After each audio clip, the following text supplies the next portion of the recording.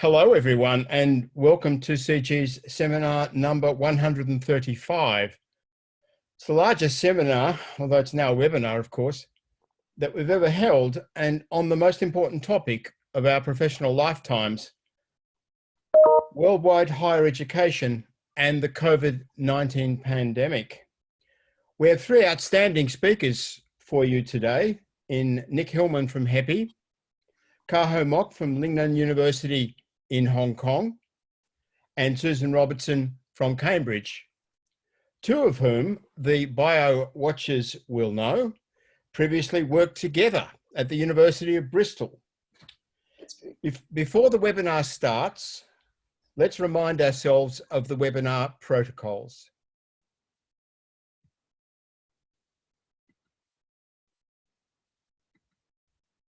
First, the webinar is being recorded.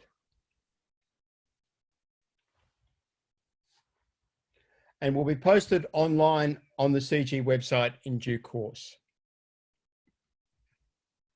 Second, please keep yourself muted unless you have been asked to speak or ask a question. There's no need to have your video on during the webinar, but please do so when asking a question. We recommend using speaker view so you can more clearly see who is talking. You can ask questions during the webinar or at the end of the presentations. But I think what we'll do today is, by all means, ask questions in writing through the chat function, but we'll hold the Q&A as such until our three speakers have finished. There are two ways you can get my attention to ask a question.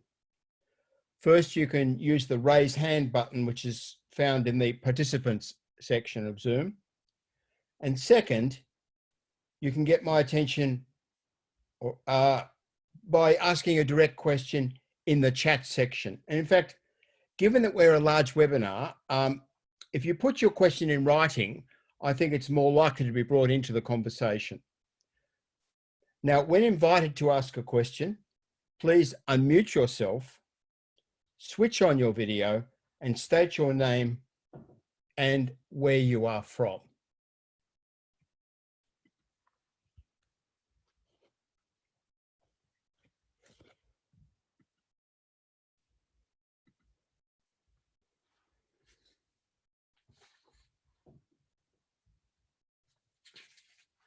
Now, let me start the discussion by saying a little about the times that we're in. And we thought Brexit and Trump, climate change, and the new US-China Cold War were going to be transformative, but then a new coronavirus reached the Wuhan market in Hubei in China. Now, it's still early days in the pandemic, and for those of us in UK universities, it's only 10 weeks since we began to close down, and perhaps the pandemic will run until the end of next year. COVID-19 has been brought under local control in some countries, but not peaked in others. The potential for cross-border transmitted outbreaks, second waves and mutations remains until a vaccine is rolled out on a broad basis across the world.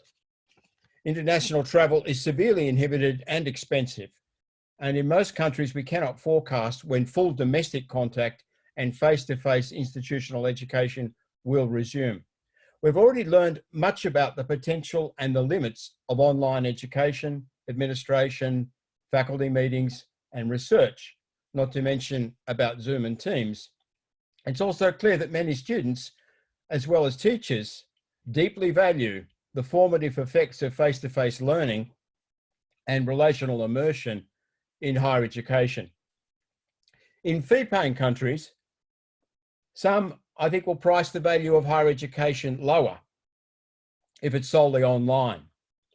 There's talk in the UK about a fifth or more of local students deferring in 2021 if, as seems likely, the year opens in online mode. Meanwhile, cross-border international mobility has been overturned by the pandemic, and a return to the UNESCO data level of about 6 million people enrolling abroad each year seems a long way off. We'll discuss international higher education in a webinar next week, but I'm sure it'll come up today as well. Then there are the effects of the pandemic in research, not much discussed yet, especially large institute and laboratory research.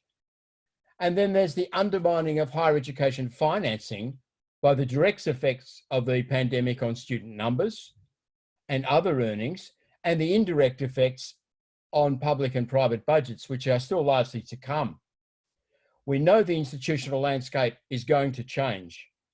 We know that in some countries, institutions will close. The effects on social opportunity and social equity in higher education are of deep concern. The potential for bad policy abounds. Things are changing fast. The possibilities are unusually open, for ill and for good. The future of higher education and the contributions of science and knowledge will depend crucially on the right calls being made in the next 18 months or so. To discuss these issues, we have, first of all, Nick Hillman from HEPI. And Nick has become a central person in the discussion of policy in higher education. He worked for David Willetts, who was Minister for Universities and Science.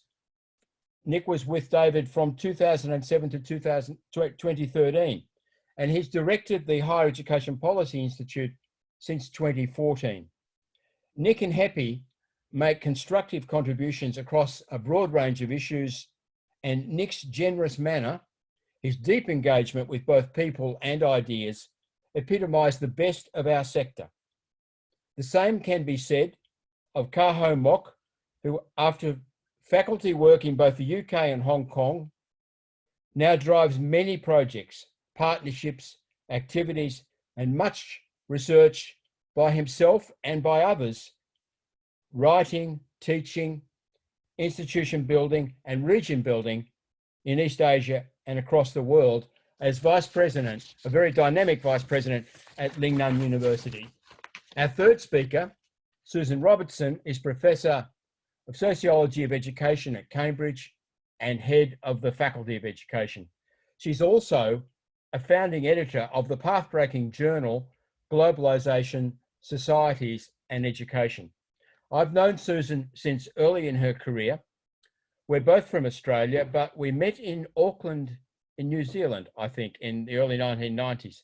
Susan is a wonderful original thinker, writer and teacher who has made a profound contribution to our understanding of global higher education, especially where it meets the state, regulation, and the political economy. Now we'll take our three speakers in that order and then move to an open question, answer, and discussion section. So can I now hand over to Nick? Thank you very much, Simon, and welcome to everybody. It's fantastic to be talking to people from all over the world. I shall go quite fast because I've got a number of slides and I'm determined to keep within my 10 minutes. For those of you who don't know, my organisation, HEPI, is a think tank, and we're very small, but we're based in Oxford, and we range over the whole set of higher education issues as we see them. I'm now struggling to move on to my, I don't know if Trevor is doing my slides or I am doing my slides, but I'm struggling to, let me have another go.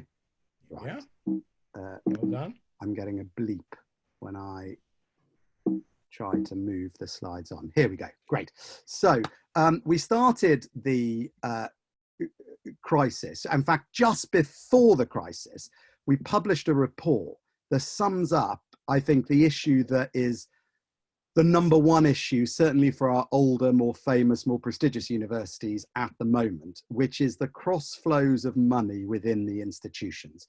So the funny colour that's halfway between a blue and a green shows the deficit on research just in England and Northern Ireland, so it doesn't even include Scotland or Wales, each year in UK universities. So getting on for £4 billion a year.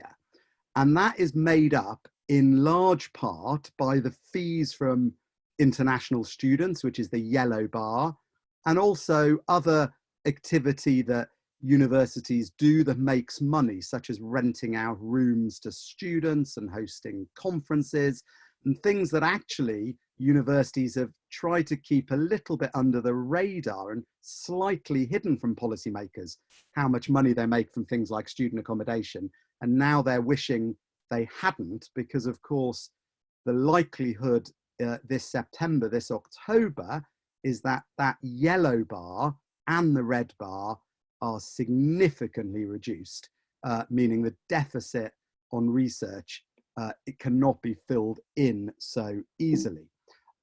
We then also, after the crisis began, did some polling work among students to ask them how they are finding the crisis and how it's affecting them.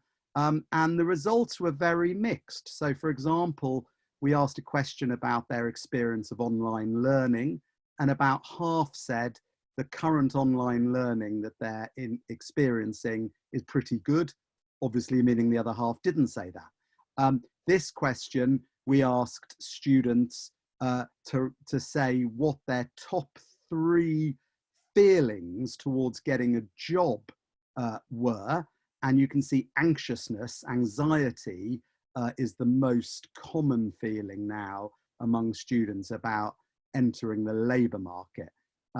The first, second, third there is first choice, second choice, third choice.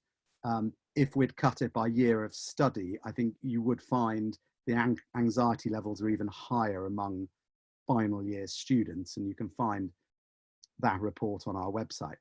And the other thing we've been doing during the during the crisis, is a daily blog that's really looking at good practice in the sector in response to the crisis, and also the challenges facing the sector. So today's blog is the one on the bottom there. We've written about student healthcare workers and all the things that they are doing to put themselves in the front line, and to slightly puncture this idea that today's students are somehow, there's a phrase in the UK, snowflakes, weak. You know, they're actually putting themselves in the front line in this crisis, and we've got some new qualitative evidence about how they feel about that on our blog today. And some of our other blogs are there. Do sign up for them, they're free. Demand. Simon mentioned demand at the beginning. Now in the UK, the number of 18-year-olds has been falling quite fast. And this year was meant to be the smallest cohort for a very long time in terms of 18-year-olds. So people like me have been going around telling young people for years that they're part of a lucky generation. They'll have a pick of courses, not least because the government's removed caps and student number controls, and they're a lucky generation, and they'll get have a higher chance of getting into the course they want than any of the predecessors in living memory. But of course, the opposite has turned out to be true. A couple of years ago, universities were falling over themselves, offering unconditional offers and other incentives for students to come. Now, of course, they're actually banned from doing some of those things and seeing new restrictions on them. Meanwhile, young people themselves are not having their school leaving parties, their exams are not being taken, that the teachers are having to invent their grades that are used for university entrance. And of course, there won't be welcome weeks, freshers weeks like normal. And many people have led this evidence to the assumption that therefore lots of people, home students I'm talking about now, will opt not to go to higher education this year. I don't think that is the case. It reminds me of when I worked for David Willits and we massively increased tuition fees in England, and we were told, as you can see on this slide, that everyone would stop going to university or they'd only go to their local university. Only 14% of people on the slide said they would still go to higher education if fees went to £10,000. Well, they went to £9,000, and a higher proportion of school leavers turned up and knocked on the doors of universities than ever before. So I think we have to take any polling evidence about how home students will behave this autumn with an enormous pinch of salt. And indeed, there are some grounds for thinking the numbers are slightly up. It's very easy to forget that students are rational. I'm sorry, there's meant to be a chart there you can see, which was a little bit of evidence for that, which was in the last recession, how many people stayed on to do postgraduate study in the UK, and the numbers went up. People want more education in a crisis. However, international students, thinking back to my first slide, that really subsidize so much of what our universities do, international student numbers are likely to be down very much.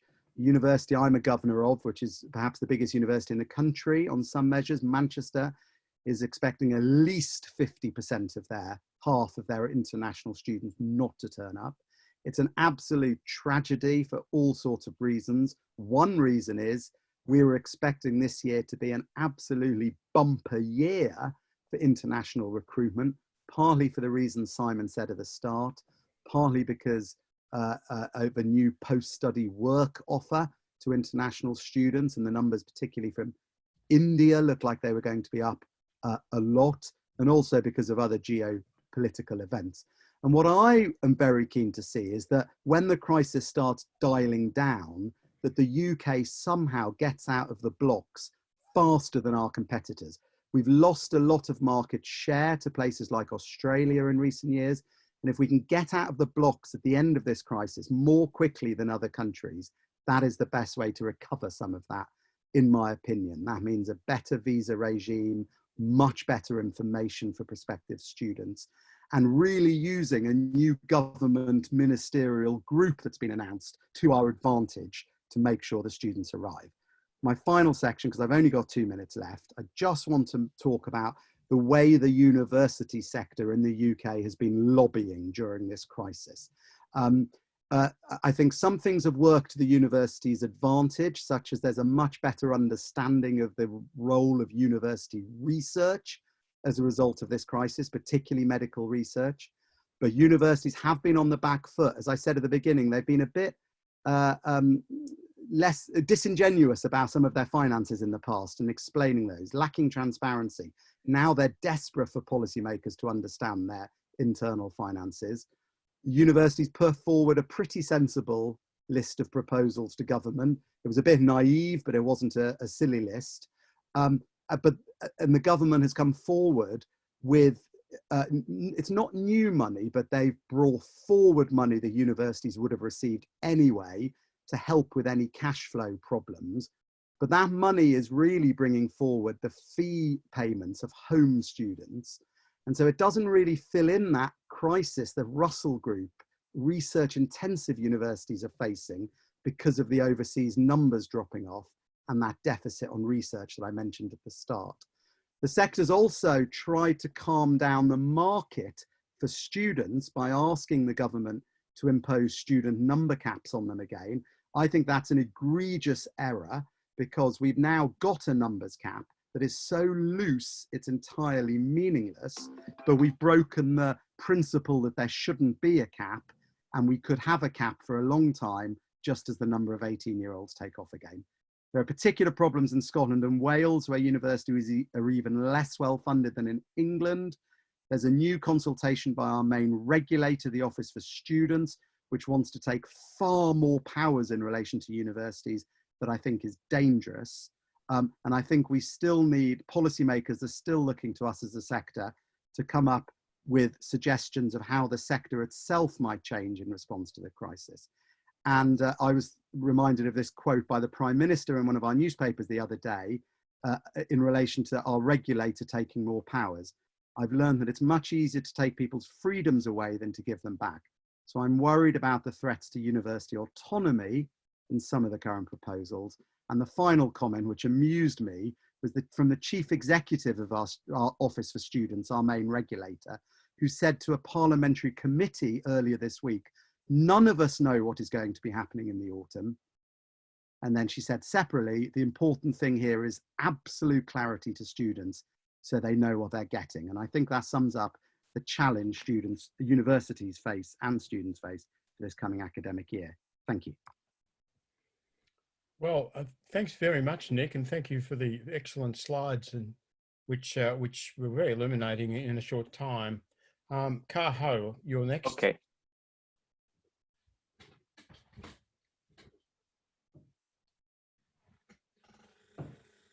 Okay, thank you for having me. Thank you, Lake, for setting out the scenes for the webinar tonight. I think I echo what Lake just mentioned when he ended his presentation by pointing out a very important point that, the human limitation that we don't know what will happen is really uncertain futures. So this piece of sharing is based upon my team's recent research asking Hong Kong and also Chinese students against this COVID-19 pandemic, do they still have plans to go for studying overseas? So Lake, in your presentation, you point out about the anticipated drop of international students.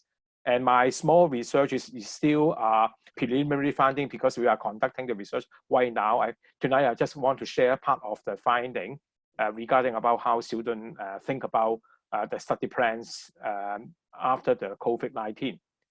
I think no doubt the world is facing the global health crisis. It is very much unpredicted when Simon opened the seminar today, outlining a number of previous challenges, but now we are facing unknown health crisis. And people may argue whether this sort of crisis would have a significant impact on internationalization. And because in the last 10 years or so, people began to talk about internationalization for host interest being very critical. And with that global crisis, there should have some sort of impact, particularly in the area about student mobility when the borders is controlled and even locked down this day. So for those countries have been relying on a number of international students like Australia and UK and US, I think the number of students is predicted to be a declining trend. It not only affects about education financing, but more importantly for those small towns, they used to be very much depending on students, as a university town would have a lot of implications for economic growth and also related job losses. And the current crisis also have an impact on student learning and research collaboration. I know that next seminar will be more focusing on research collaboration, but certainly international mobility and student going around and faculty members collaboration would be something very important. But the current crisis had taught us we are so constrained. But in what way these are the areas that we are very interested in, how serious is the impact.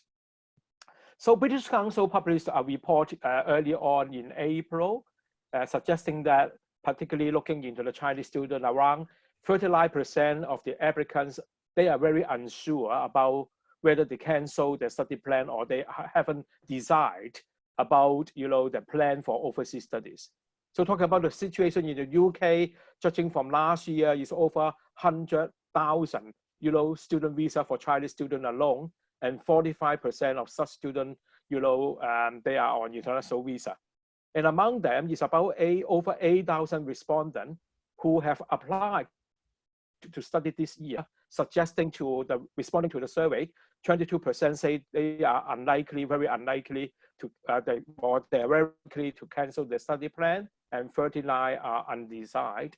And however, 27% is very encouraging, say still they consider a lot to cancel their study. And some of the major reasons for students choosing going abroad, I think, according to the study, is about 79%.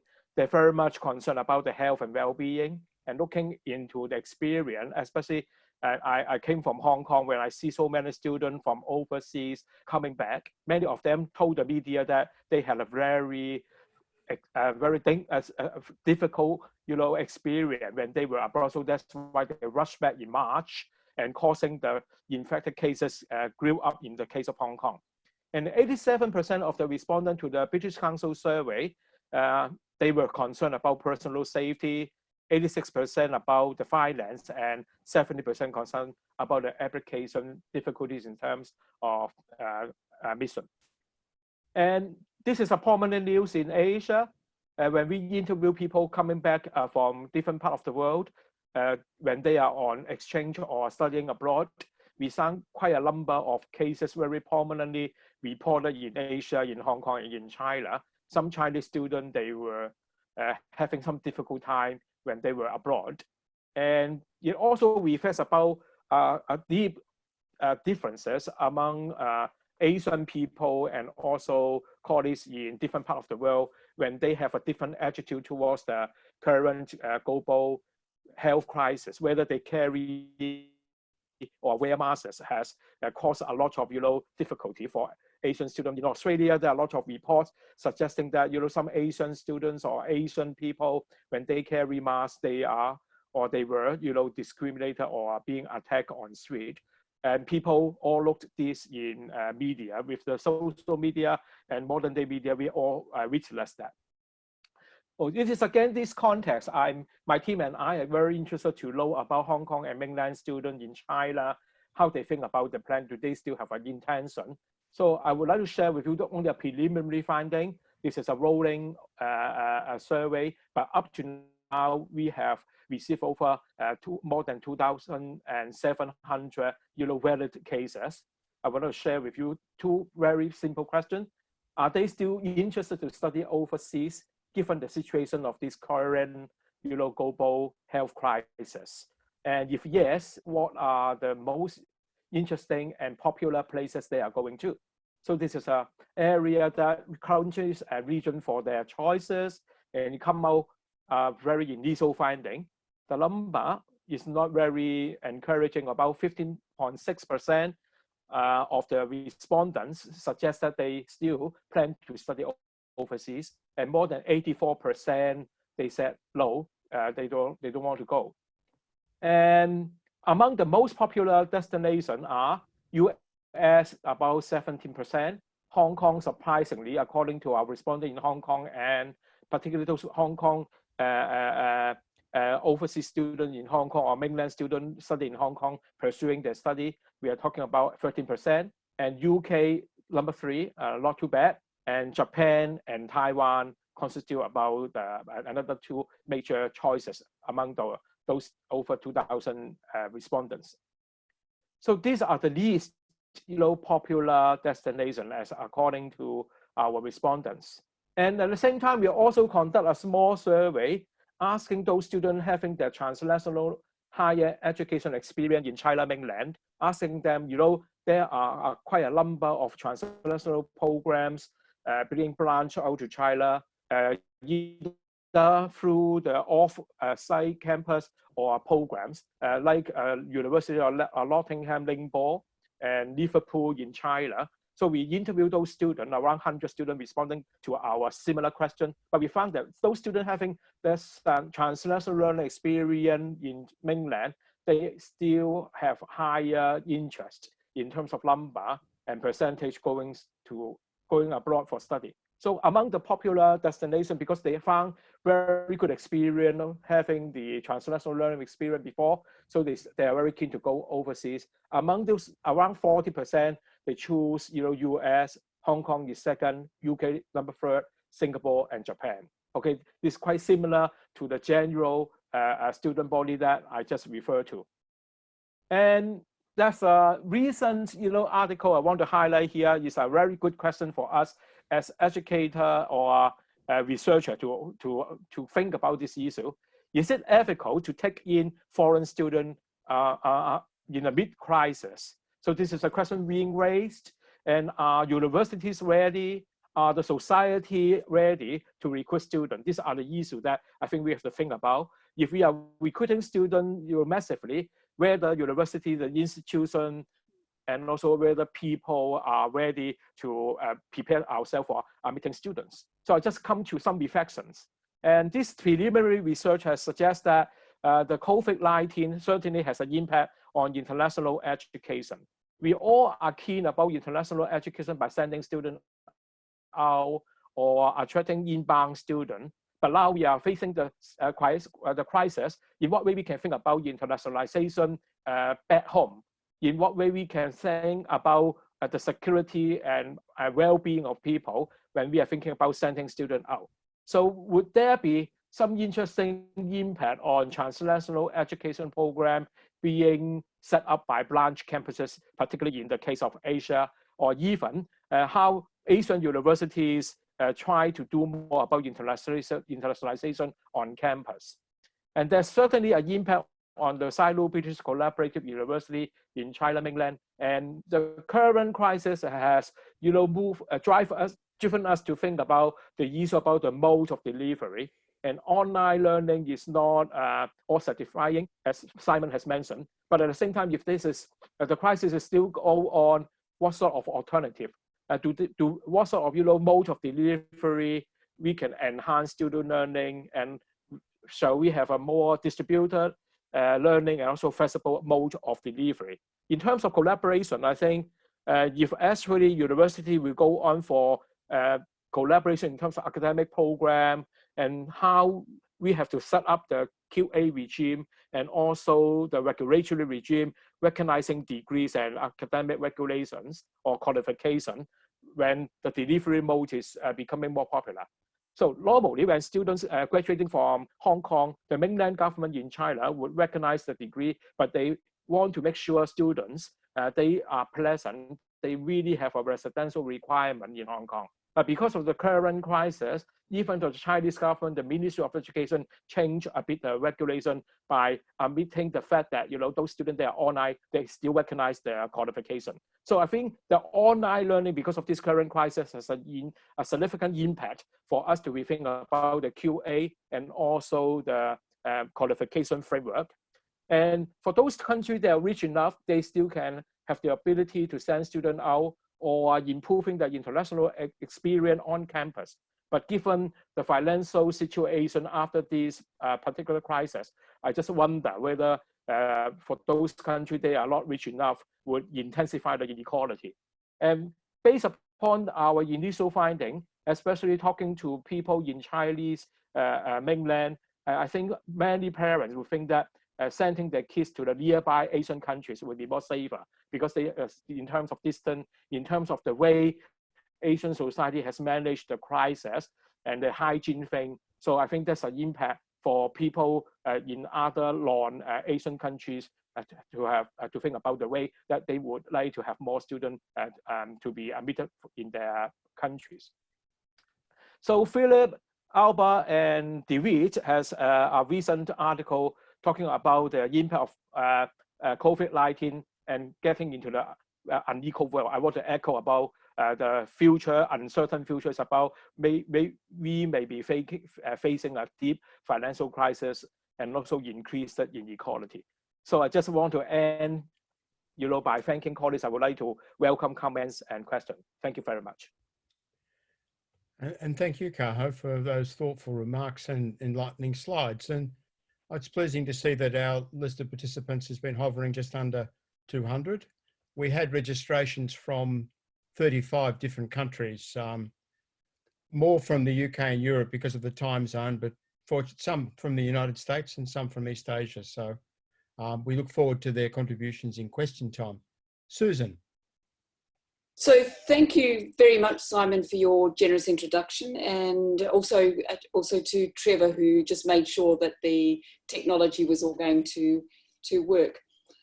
I don't have any slides to share, but I do have some insights that I really do want to share with you, both as an academic who's interested in what's actually going on, but also as a faculty head of a collegiate university in Cambridge. There are, it seems to me, really interesting challenges that a collegiate university in particular faces when a college system that's very dependent upon having students present, its whole local economy is actually dependent on that, supervisions, but many of the colleges, for example, have other lines of business that include, hosting conferences and so on. So my reflections are going to be around thinking about the individual in a faculty, for instance, and what does this current situation mean. I want to think with you around some of the institutional challenges, and then I want to think about some of the sectoral challenges. And I take on board everything that both Nick and Kaho have actually been presenting us with. I mean, one of the first things I think as a faculty head is actually, how do we actually go and do online examining? Particularly when students are in often very challenging situations. And I must say, one of the things that we had to really think about was also the billion-dollar industry that drives fake, not fake, but providing essay responses, churns overnight. How do we understand and manage what has gone on in the sector in relation to high levels of competitiveness, and where the pressure on students to do well actually alters their trajectories through what kinds of labour markets and so on. So we found ourselves asking quite different questions, and here in my faculty, but actually that's the general pattern across Cambridge, the weight of the results for students is actually tipped to the third year. Okay. Now, so if you kind of played around and had a good time first and second year, and you're going to really knuckle down in third year, suddenly the levels of anxiety for you as a student's actually gone way up, because in fact, you're now going to do your final exams all weighted third year, 100% to the third year, under circumstances that weren't actually of your choosing. So these have been really difficult, challenging questions, and there are all kinds of considerations to do with equity, quality, parity, the black economy, and so on. So that's kind of one set of thoughts about our students, undergraduate particularly. And they are now raising questions around the student experience. Some of you might have known that 2 days ago it was all over the news, and we did know that this would be happening. Cambridge and Oxford, particularly as the elite institutions, would be being looked at, because of course these are stories that are being generated. So if the big conversation on a daily basis is kind of just a ramped up COVID conversation, then essentially we did know that the journalists that were looking for what's happening in the sector, they'd be nosing around and they'd be looking for leaks and so on. And in this case, the leak was that all of Cambridge was to completely go online, all learning was going. Now, that wasn't the case. For our own reasons, and for different reasons, in my faculty, we'd employed a journalist basically to help us, generate some impact around research that we'd been doing. But I must say that one of the things that's been crucial as a faculty head is actually sorting out message alignment. Now, if you've got government policy that's quite indecisive at times, and a sector that is also a little bit indecisive, and not just the higher education sector. If I wanted to remind people, if we're training teachers, we're facing into, let's say, the world of the Department for Education. So we're facing into multiple spaces, trying to get a sense of where the solid message is actually set, and then aligning our own dissemination or communication strategy with those. It's meant that we've actually got different people in our institution doing incredibly important jobs in ways that they might not have recognized what it was when they said, that's the job I'm going to be doing, that they find themselves doing now. Lots of conversations, and I've just come out of leading a 3-hour strategic planning group. And of course, at the center of that was actually how to work together in this current kind of context. And it is interesting how do academics balance, doing their job at home, but in a circumstance where either the balance between home and work is really incredibly difficult to get right. And as a faculty head, I've got to be mindful of that, sensitive to that, but also creative around those kinds of issues. I must say, as the crisis got going, my kind of keynote to many people, Phil Moransky said, never let a good crisis go to waste. And as the faculty head, I've been trying to think about what are the things that actually would be really great to do using the digital. And we have actually found meetings are way more effective, focused. It does mean there's a completely new skill set around that. You've got to share incredibly well. You need to know what different platforms do. Teams actually prefers the last person and the person that spoke the most. So actually, if you want democracy, don't go with that one for the moment, and Zoom is much better on that front. So we are asking ourselves also questions around choice of platforms, their politics, ethics, what's the political economy in relation to some of these platforms, particularly around data and protection and so on. At the level of the institution, you know, I'm just so mindful that the Cambridge traffic disaster is actually, basically you can hear the birds sing, but what's that doing for our local economy? Okay, essentially no cafes, no coffee houses, no bars, and all of that local economy. It's not just the fees that we all talk about, but it's actually all the other money that comes into a local economy, and universities are probably the biggest industry in their cities in relation to those local economies. There's a huge impact there, particularly when we're trying to work with social distancing, and that means thinner populations of students if we do have some kind of you know, person-to-person engagement. You know, in my building, what does a 60-room person room hold if we're doing social distancing? It's probably about 15 students. So rethinking all of that for us is huge and important. Our sense, I've been following what some of the industry investor lot are kind of talking about, and study group, for example, they've been polling some of the people that they're recruiting into institutions, and their sense of it is, at least about 3 weeks ago, is that 80% of those that they'd recruited into UK institutions did say that they were actually going to be turning up. Now, the challenge here, of course, is, you know, where's the intelligence, and which intelligence can we trust? You know, and also being mindful of fake news in all of that. You know, Cambridge potentially, because of its reputational worth, is better positioned potentially in all of that. But like the other two have said, Kaho and Nick, you know, you'll be making decisions potentially about safer countries and less safe countries. And so our health policy is hugely important in that regard. Having said that, what I do want to say is that when you look at national statistics, like all national statistics, they flatten out space. So if you look at the numbers of reported cases in a region like Cambridge, they're very small in relation to, like Bristol, quite low in relation to the rest of the country. So if you're popping up and mainly staying in and around Cambridge, for example, and I'm not advertising this, I'm just saying that our statistics need to be interrogated, because national statistics don't give you a sense of what's going on in places, in different places. The virus has actually really affected the big cities like London, and they're cosmopolitan cities, and they are the kind of intersection points of lots of movement and the cosmopolitan blot and so on. And unfortunately, they're going to take quite a large hit in that regard.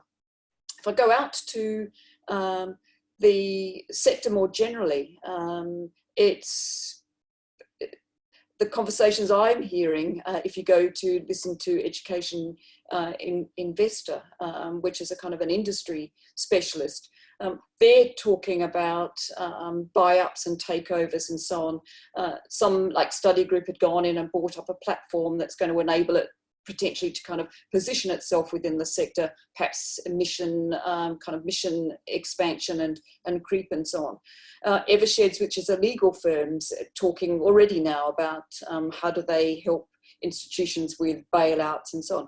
So you can see a very lively conversation going on in the sector around what the damage essentially is likely to do or to be in relation to the sector. Anyone that was already online have already a kind of a bit of an advantage. Institutions like mine that were decidedly not online, it was all about the student experience, are having to come from a standing start to figure out how to do that, which perhaps we're maybe not in a bad position because we're not massively invested in a platform, a particular platform, but we're in a position at the moment that we can make choices, and we're trying to think about pluralities rather than being locked into one specific kind of platform. So I must say, you know, there have been pluses and minuses coming out of the strategic planning group in my faculty, which included all of my faculty today. We can see some things that are potentially valuable, and we should work that way. We'd been thinking about the green university.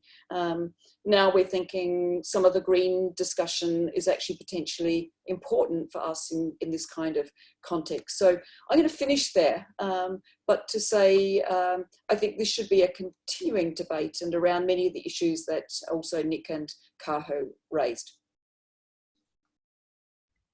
Well, thanks very much, Susan. We plan to have COVID-19 and higher education webinars on a weekly basis. We'll start that process probably mid-June, although we've already got scheduled 2 more webinars on the topic. So we're going to expand our webinar program, so we'll have a weekly conversation.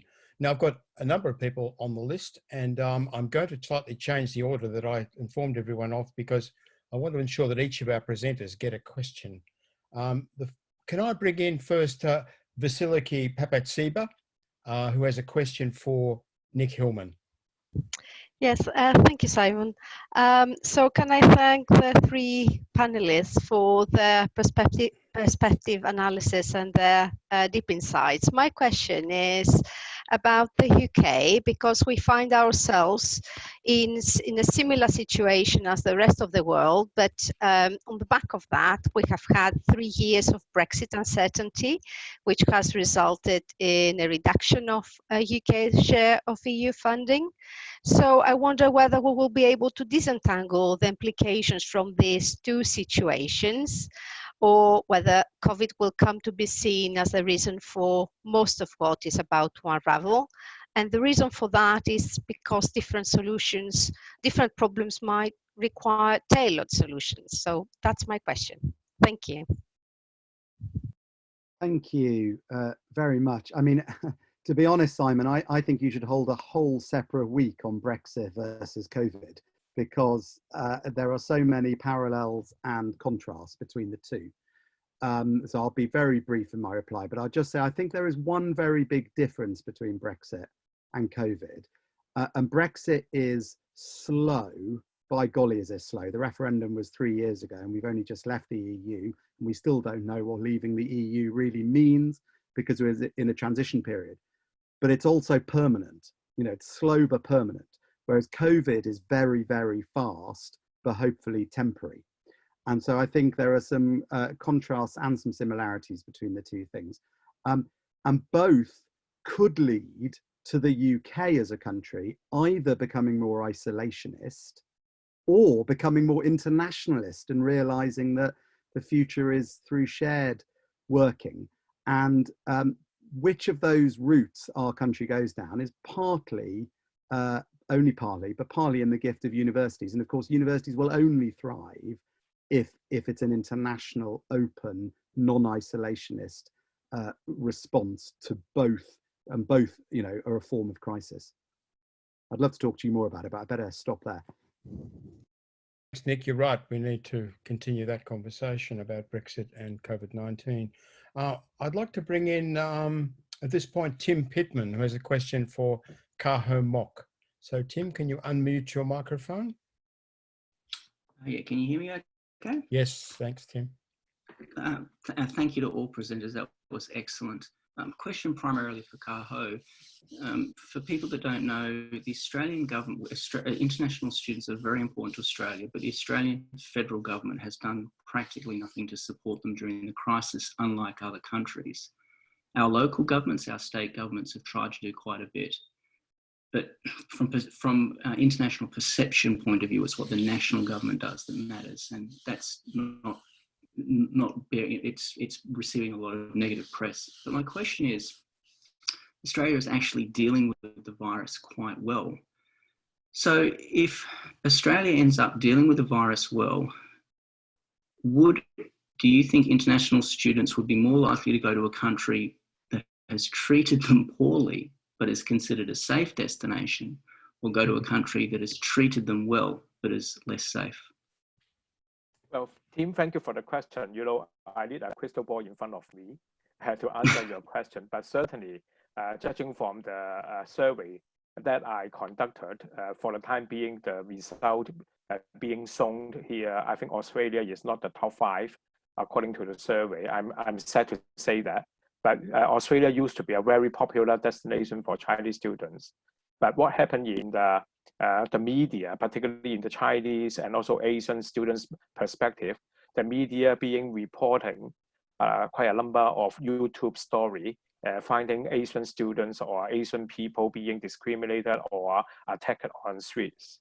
And when I talk to my Chinese counterparts in the mainland, they feel really furious about that. So I think damage is made. I hate to say that, but in what way your government can roll out more friendly policy and really would, or some kind of branding or promotion after the post-COVID-19 crisis would appeal to some students. Because anyway, I think the student interest from China mainland going overseas is genuine, but the survey indicated that their parents are very nervous about sending their kids to those countries. They found they have some issue, put in that way. So that's why the survey repeatedly, so they chose, you know, the nearby Asian countries rather than afar. It's quite a surprise to us, even though the range of countries that Australia put at the #1 in our list, but they didn't choose it as it supposedly to be. But I think the policy is very important, and you have my full sympathy. But now students in China in particular, they have plenty of choices. So that's why, you know, if any places they found they are feeling safe, according to the British Council survey, the most concerned about personal safety, well-being. I think these are genuine concern. Yes. Thanks, Kaho, and thanks, Tim, for the question.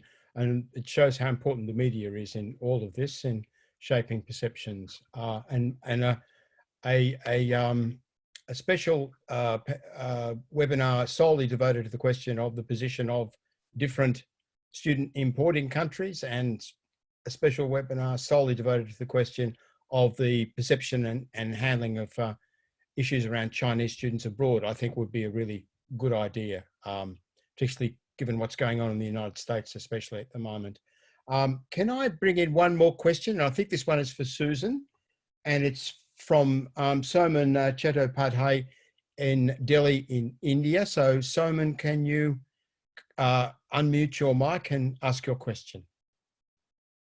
Yeah, so I must thank Simon for giving me the opportunity. My question in brief would be, there's a possibility of expansion of online education across the border during the post-COVID-19 era.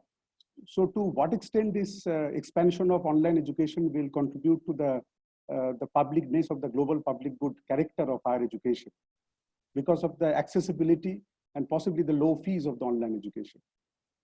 Thank you. Thank you very much for that kind of observation and question. You can see actually there's a debate in the UK at the moment about fees not actually dropping in relation to the online provision and so on.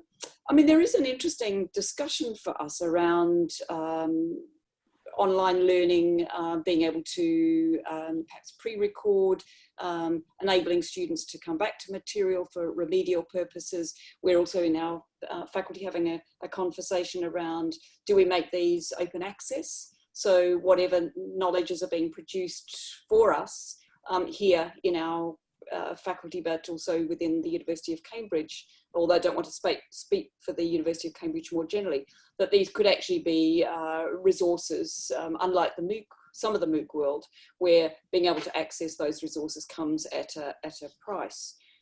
So I think these are really interesting and important conversations. Of course, the fee actually is in the main what you're buying as a credential. And so I suspect that if it bottoms out to that and what you're buying is the credential, the value of different kinds of institutions in terms of value, worth, and so on. There will be a sharper edge to that kind of debate. Certainly, if we look at the undergraduate fee structure, which actually at the moment is set to a particular level. So I think there's several things that will bubble away in relation to that particular kind of issue. Thank you.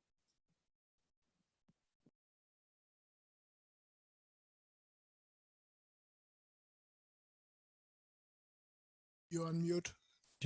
Thank you, Susan, for directing my attention to the fact I hadn't unmuted my mic.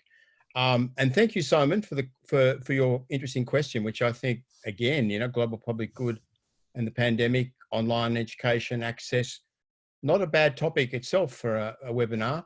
We've reached the end of our time, and I must apologise to Morton, Hanson, and Triff and others who've had questions on the in the chat for a while. We haven't had a chance to get to you. And there are new ones coming in the last 5 minutes, I noticed, from several people. So save them for next week. At this point, I'd like to hand back to our presenters and ask them to make a 60-second, 90-second final observation about the topic of the webinar. So let's start again with Nick.